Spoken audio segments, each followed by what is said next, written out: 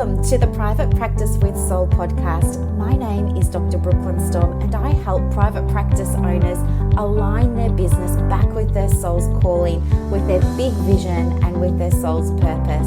Unlike other private practice coaches, I've traveled the world in search of spiritual resources, spiritual tools, education and information so that you can have the transformation that your soul desires and needs so that you can up-level your business.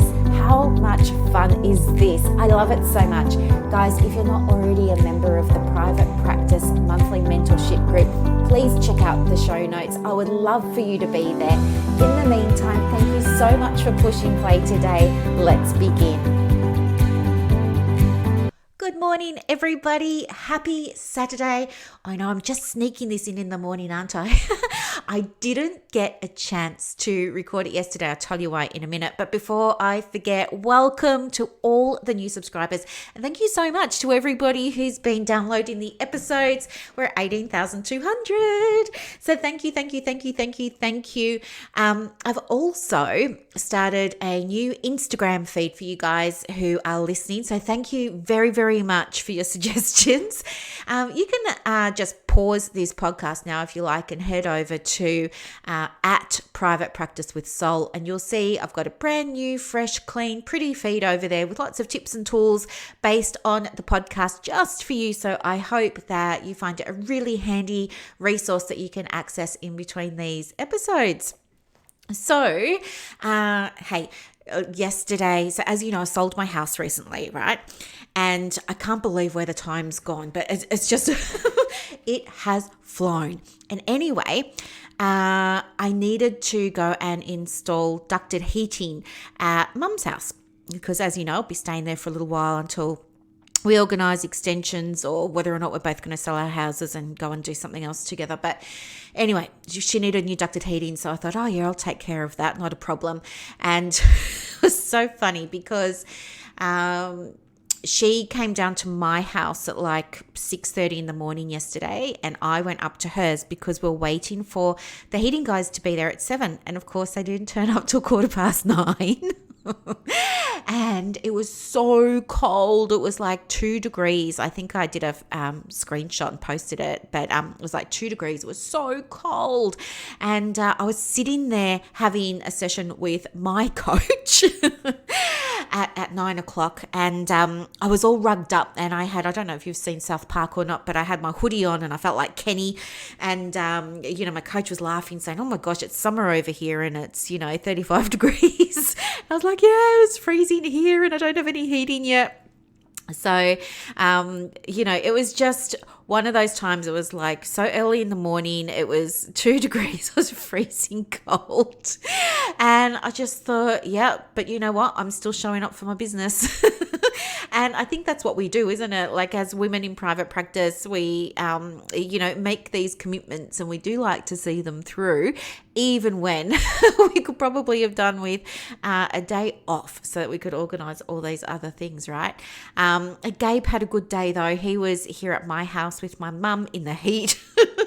And he slept under her feet most of the time, but he started this thing lately where he's got a dog door, okay?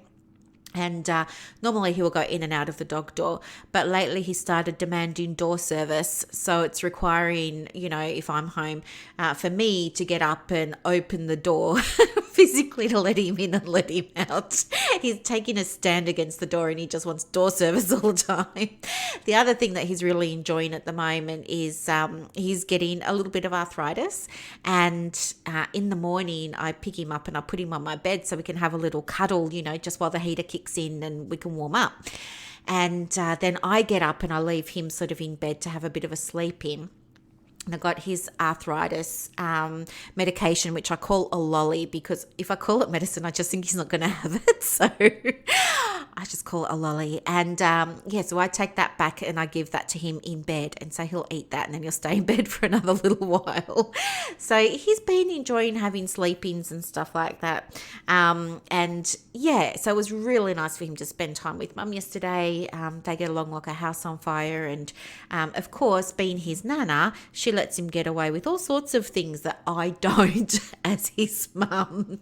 So yeah, they had a good time together, and happy to say we've got heating at both of the houses now, which is so good. But anyway, what I want to talk with you about today on our podcast is in the Australian Counsellors in Private Practice online group. As you know, in June we had Money Mindset. And now this group is growing, and I think we've got, I've checked it this morning, I think there were 370 people in that group, all counsellors. And so some new people are catching up on last month's work. And one of the questions that's come up in there is about charging and, you know, how much should you be charging? And I think this is so important for all of us. It doesn't matter whether you're in allied health or whether you're in a different field. It doesn't matter. I think this issue of charging, it goes beyond the fee itself, because I think, or I believe, that your fee is just neutral, right? It doesn't have any energy around it. It's just a fee. It's just there in black and white. It's just a fee. I think what happens is we as women practitioners can end up attaching a meaning to that fee. And that's totally on us, isn't it? I mean, we could all have the same advice, we could all have the same fee, but we could all have a different meaning. For example, I might charge $300 for a counselling session, and the meaning I attach to that is, well, you know, this is what this session is worth. This is what this transformation is worth. And I'm very comfortable receiving payment to support somebody in that transformation. But there might be somebody else who, if she was recommended, why don't you bump your fees and why don't you charge $300? She might have a mini panic attack and think she's going to lose all her clients. Nobody will pay that. So the fee itself, in terms of energy, is a neutral energy. It only has a positive or a negative energy charge when you attach meaning to it. And here's the paradox of that as well. Paradox is the theme for this episode, by the way. But here's a paradox of that as well. When we're attracting meaning to it, we're kind of making it about us, and we're not making it about our clients anymore. Even though in our minds, we might be trying to justify a fee, you know, so that it makes it easier for a client. We're not really. What we're doing is trying to reconcile the fee for ourselves. When you have a fee, it's going to have an energy about it. And the way to see whether or not you're charging the right fee for you is to tune in to what it feels like, either energetically, what your heart is saying, what your soul is saying, or where you're feeling it in your body. For example, a simple way, this is a way that I gauge my fees, okay? Because you know what, every 12 months or so, you want to increase them, obviously, keep up with the cost of living.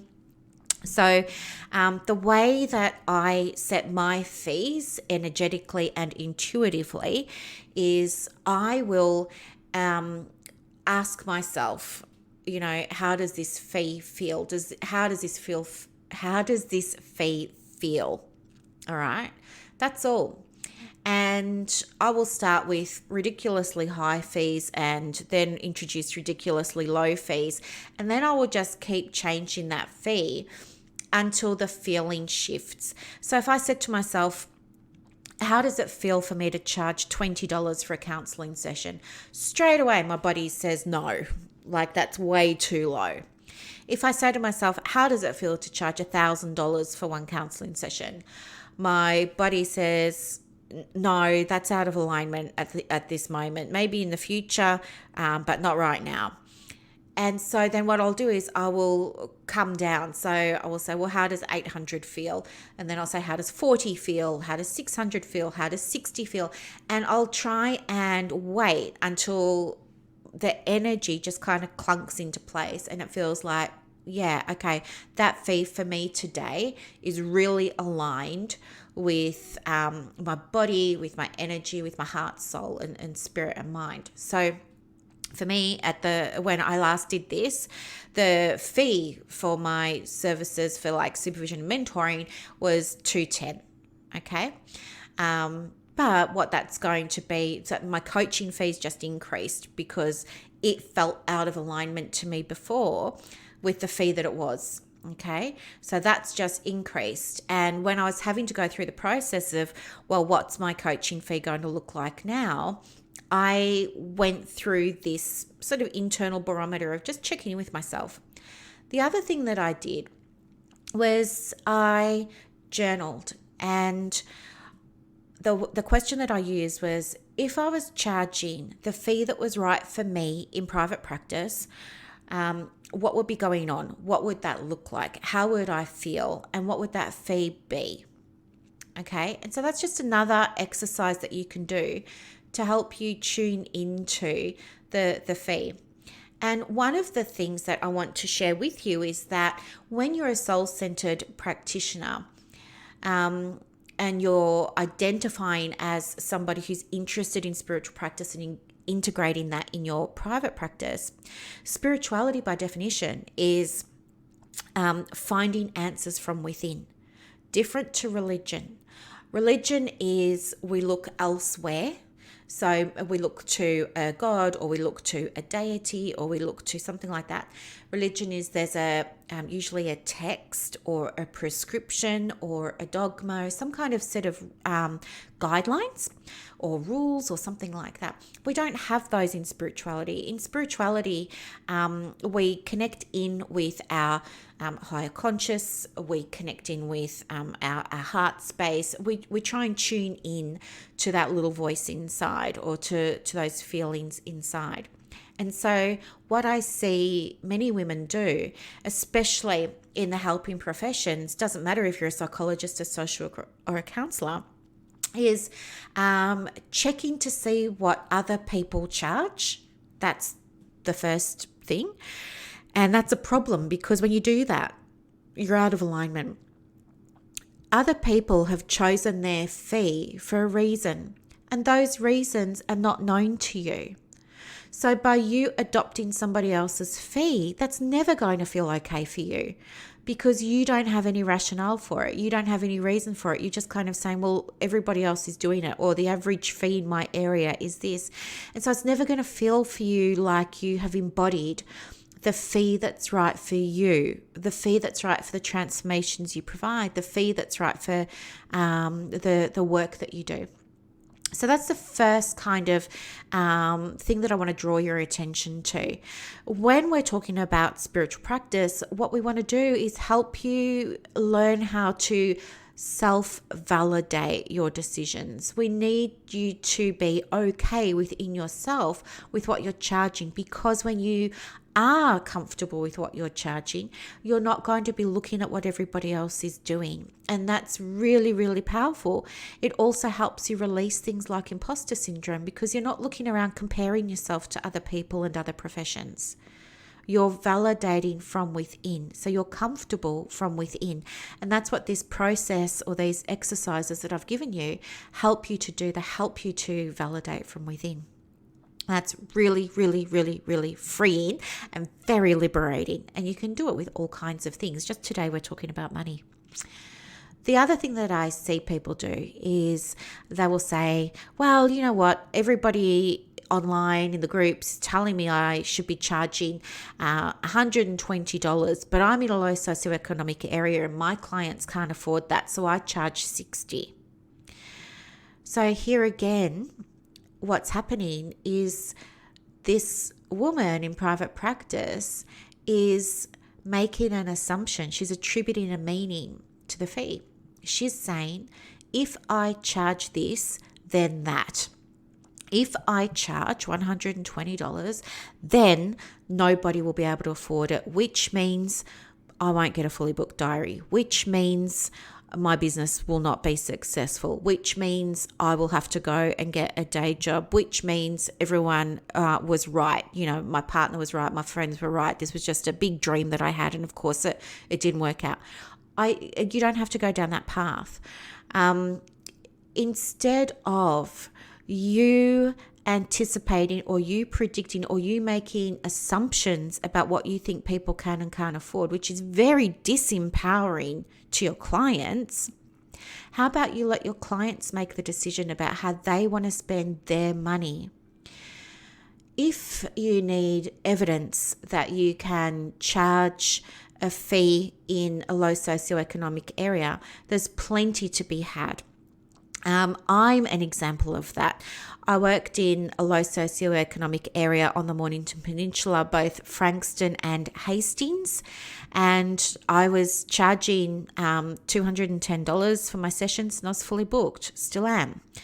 And there's a high proportion of people here with, on low incomes. But when you choose a fee because it aligns with you, you attract people who align with you. Does it mean that not everybody can work with me? Of course it does. But those people have a choice about whether or not they want to work with me too.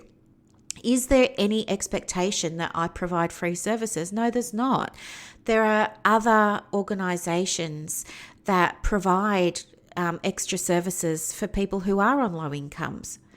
But I'm choosing not to work with low income people, and that's just my decision. That's what aligns with me. I spent a lot of, not to justify it, but just to give you the background, I spent 18 years bulk billing, not charging people for having sessions. So I feel like I've kind of, I've given back and I'm done. I've done that.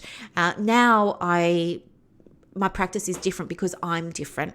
My practice values have changed because I've evolved, and with my growth and with the shift in my awareness, my practice grows and it shifts in how it serves and in how it works and how it operates and who it helps and how it helps and all those sorts of things.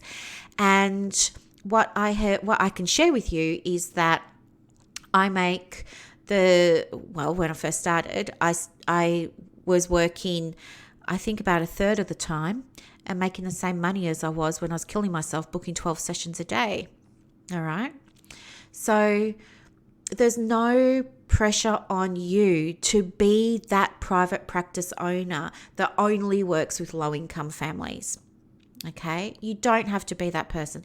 If you want to, that's amazing. And you'll find a way to do that aligns with you. What can also work is a different business model where you do charge a fee that you feel aligned to and that allows you to then do a little bit of pro bono work. So that's what I do now. Like, my business model is charge a fee. I attract the people that want to pay that fee and that can afford that fee. And then what I'm able to do is I can see 4 pro bono clients every month. And that feels good to me to be able to do that. I couldn't do that if I wasn't charging the fee that I'm charging. So try to tune into the self-talk that you have around whether or not you're making assumptions about what you think people can and can't afford. And do you know what? Here's the thing. If you have a low self-worth and you're telling yourself nobody will book in because they can't afford you, that's what you're going to manifest. If you say, well, I'm going to start charging a fee, that's okay. Maybe your old audience or your older demographic that you're marketing to won't be able to afford you, but you'll be marketing to a different demographic who can. And you'll be speaking and attracting a different demographic who can. So again, just as your practice evolves and changes with the fee, so too will your client demographic. And in my experience, it's my experience only. If you want, you can go and check with other people about their experience too. But I can honestly, hand on heart, say that it's been very, very different working with people who invest in themselves to people who don't, regardless of the reason. I don't want to get into that, but there is some very clear differences. And as I said, I know this from 18 years doing it for no money, and then another 7 years where I do get paid. So here is what I can share from my knowledge. First of all, when I was bulk billing and not charging, and even when I started to charge and I was only charging $15, it was a very different demographic that I was attracting to my business. I had, and I can look back at my Haloxy stuff and see this clear as day. I had very high cancellation rate. So the medical center were constantly filling me up with new bookings, new clients, new referrals. But there was a high cancellation rate. There was a high non-attendance rate. So people would book sessions, say they were going to come, and then not come. And I couldn't do anything about it because the medical center weren't charging any money. So it just meant I was sitting there for an hour, not income producing. But I still had a mortgage to pay, and I still had to put petrol in the car and things like that. I also noticed that when I was working with people that weren't investing in their well-being, for whatever reason, again, the presenting issues tended to be really complex. The types of issues that often couldn't be adequately or sufficiently supported in 6 to 10 Medicare sessions. These people needed long-term, ongoing support that Medicare model didn't allow for, because Medicare model is short, sharp interventions.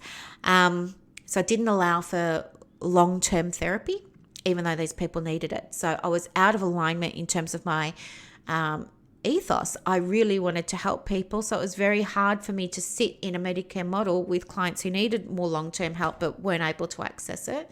So I found it hard in that way. And perhaps because of the complexity of the results, a lot of the time, not all, but there was a high proportion of the time that you're dealing with crisis. And so that can be very disruptive to a therapeutic plan. You have as a practitioner, you do treatment plans, don't you, for your clients? And session by session, you have an idea of, what are our goals and what are we going to work on and what's the big aim here and all of those sorts of things. But a lot of the time that can be disrupted because there's been a crisis. And so sometimes you feel like you're more putting out fires than you are supporting somebody in recovery or supporting somebody through their mental health journey or their wellness journey. And for that reason, the results can sometimes reflect that, because either people, there's a high attrition rate with bulk billing or low fee clients. And so sometimes you don't get to see them through to the end.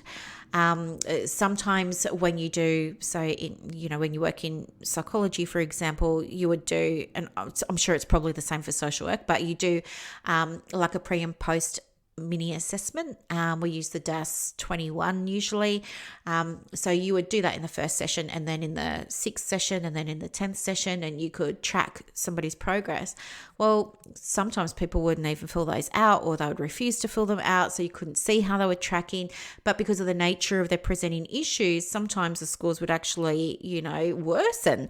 And so it was very hard to feel like you were making a difference. It was very hard to feel like you were making progress. And so sometimes you'll come away from a day of seeing clients and you would, feel heavy and you would feel hard. You'd feel like, am I doing a good enough job here?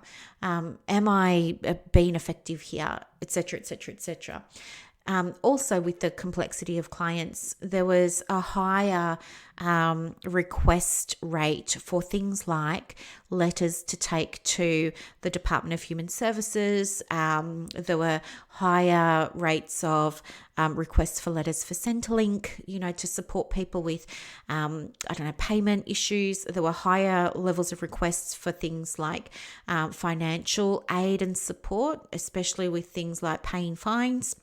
There was a higher request from hospitals to, have case conferences about, somebody's recent admission, all of that sort of stuff. So that was kind of the work that I was in for those 18 years. And I worked at medical clinics through that time in low socioeconomic areas.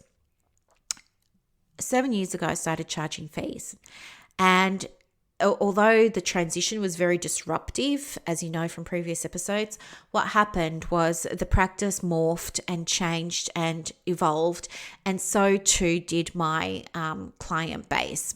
So what I have noticed and seen and experienced working with clients who pay a fee is that there's an increased rate of attendance. In fact, I barely have any cancellations now. I get prepayment. There's rarely any disputes over fees or payments or anything like that. There's a lot lower rate of cancellations.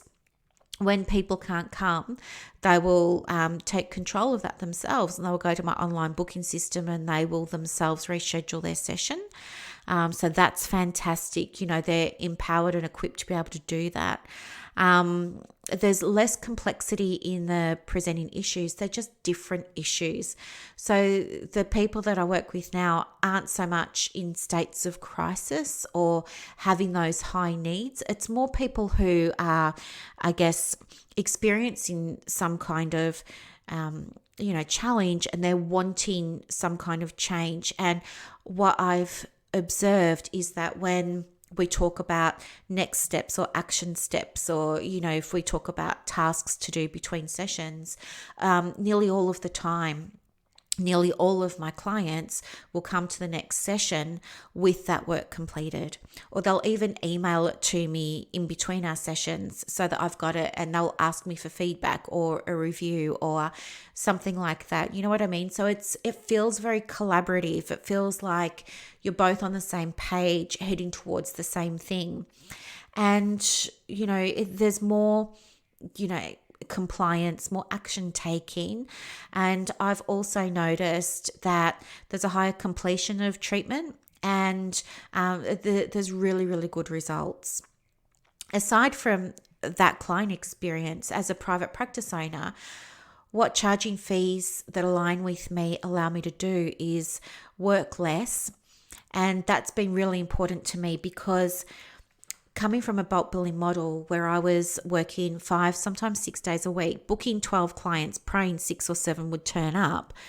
Now I can just work, 3, what do I work now? Monday, Tuesday, Wednesday, it's 9 till 12. So that's 9. And then Thursday, Friday, it's 9 till 2. So I think that's 4 or 5.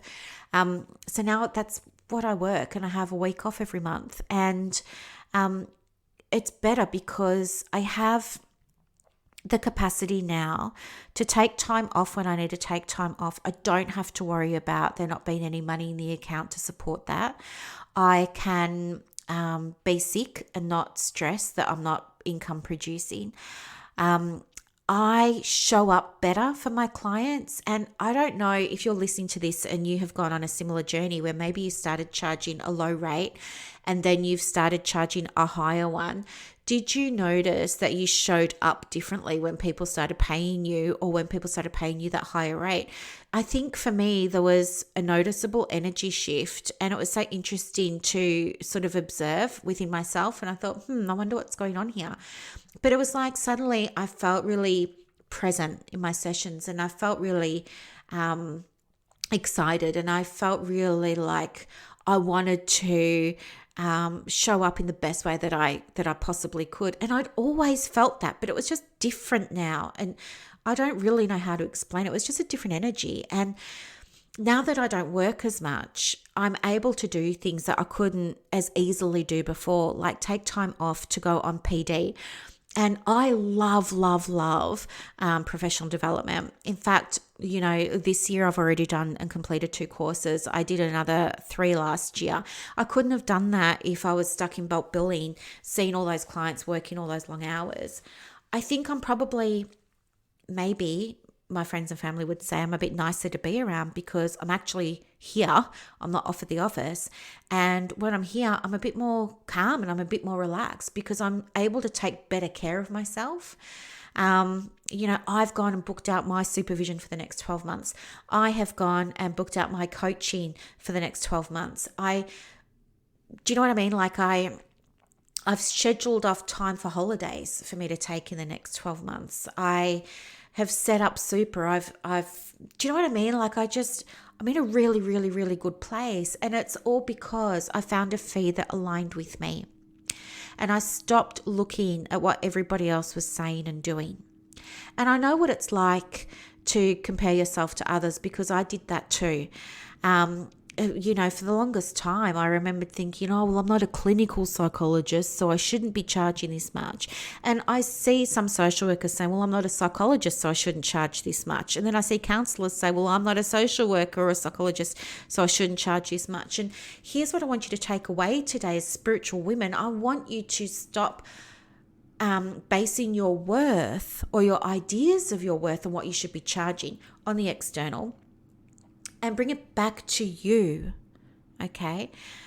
Tune in to what feels aligned for you. And you don't have to base it on justifying it by your qualifications. You don't have to justify it by your experience. You don't get to charge more because you've been doing it longer. You don't get to charge more because you've got a PhD. You don't get to charge less because you've got a diploma. No, none of that stuff matters. What matters is your energy. What matters is what's right for you. Because if you're undercharging, here's what's going to happen. You may start to feel like you don't want to go to work. You may start to hope people don't book in. You may start to manifest that. You may start to resent clients because they're not paying you. And hey, look, in my career, there were absolutely times where I would get new bulk billing clients coming to see me, and they would say to me things like, oh, this will be our last session, Brooklyn. And I'd say, oh, really? Why? Because we're only sort of halfway through. What's going on? And they would say, oh, I've been on a wait list to go and see a psychologist, and she's really good because she charges $200 an hour. So there's also a higher perceived value. That psychologist and I were both qualified psychologists, both experienced psychologists, both done the same courses. The difference was she was charging and I wasn't. And therefore, this client thought because she had to fork out $200 to go and see this psychologist, she must therefore be better and she must know her stuff. So there's going to be that as well. And just like our clients experience higher perceived value, I think we can experience it for ourselves. And sometimes we think if somebody's got a different qualification or different experience or whatever it is, we're telling ourselves a narrative about what that means for us. It's like, well, she's got a PhD, therefore I shouldn't charge what she charges because I don't have one. And that's simply not true. You have to charge the fee that feels right for you. And you do not have to justify it to anybody. Okay? You get to choose. If you want to charge $200, charge $200. But what I would say is don't undercharge. And you will know when you are because the energy will feel off. You know in your heart whether you're undercharging. And here's something that I want to share with you. I believe that a lot of women in private practice are undercharging because of stories that they tell themselves, like what we've discussed today about what they assume clients can and can't afford, what they assume they're worth, all of that sort of stuff. If you let those stories go, if you let those narratives go, if you let those beliefs go, you just allowed yourself, just for fun, to sit with the energy of the right fee for you, allow yourself to experience that. And yes, if you go ahead and you want to implement it, you just give 4 weeks notice and you can grandfather your existing clients. That's the other thing. People say, how do I introduce a raised fee? Well, there are a few ways to go about it, but what you might like to do is let people know, right, there's going to be a small fee increase from the 1st of September. If you're an existing client, it won't affect you, until the 1st of January. So you have your appointments before the 1st of January at this same rate. But for all new clients, you'll be on at this new fee. Okay? That's all you have to do. And you will see a shift. You will see some clients say, well, you know what, it's just out of my price range now. But that's okay because when they go, they're going to be able to connect with people that are in their price range. But it will also create space for you to receive clients who want to make that next level investment in themselves. Okay. So have a think about what feels right for you without thinking about what other practitioners are doing and without making assumptions about what we think clients can and can't afford, because it's none of our business what they do with their money. Okay, that's nothing to do with you. No offense, but that's not your business how somebody spends their money. What is your business is how you run your business. Okay, so I mentioned like this idea of paradox, and it was actually Carl Jung that said that the paradox is one of our most valuable spiritual possessions. And if you have been doing shadow work, then you absolutely know that this is true, okay? But it can be really, really difficult for us to see both sides of the coin. So when we're talking about transpersonal psychology for a moment, we're talking about moving beyond ego, and ego is that mindset, and it's the fear, and it's a scarcity. What if no one books in? What if I lose all my clients? What if there's a mass exodus? What if? We want to move beyond ego. And part of that requires us to appreciate the polarity of the different elements of our private practice. And there's absolutely going to be polarity when you come to think about your fee. So that's what we're saying before. Just like there are going to be some people, you might say, oh, well, there's going to be some people who can't afford it. What I would encourage you to do is look for an example or two where that's happened to you, where somebody said they can't afford it, okay? And then what I want you to do is find an example or two where somebody did pay, where somebody did afford it, where somebody did find the money. This is how you start to integrate shadow and light, light and dark, masculine and feminine, yin and yang. It's seeing both sides of the coin. Because if you only start to see one side, then you're going to have a very skewed, unbalanced, biased view. And that's not going to help you choose the right fee for you. Okay? So every time you become aware of that self-talk in your mind, saying somebody can't afford it, or this will empty my diary, or something like that, find an example or two that back it up, and then find an example or two of the opposite. And if you don't have your own yet, look to other people in your industry, in our industry, that are examples. You use me as an example if you like, until you've got your own examples of this working. Okay, so this was an episode for you all about polarity and paradox and choosing the fee that's right for you. And this is your challenge. Your challenge is to go away and really think about, sorry, Gabe's distracting me. He wants some attention, bless him. Go away and really think about what's the fee that's going to be right for you.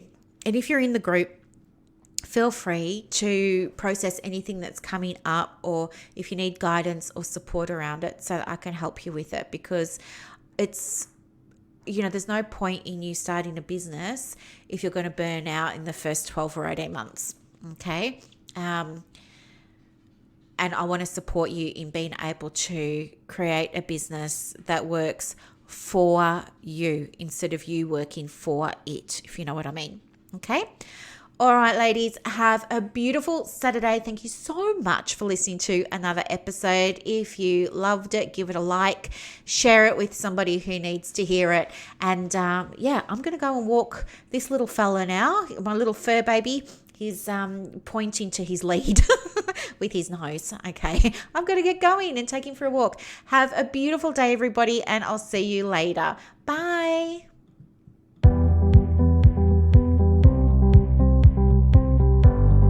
Thank you so much for listening to this episode of the Private Practice with Soul podcast today. If you're looking for clarity, if you need help with branding, your processes, and bringing everything into alignment with your soul's purpose for your private practice, Head to the show notes and click the link for more information about the Private Practice Monthly Mentorship Group. You are going to love it. I can't wait to see you in there. Thanks so much for listening. Bye.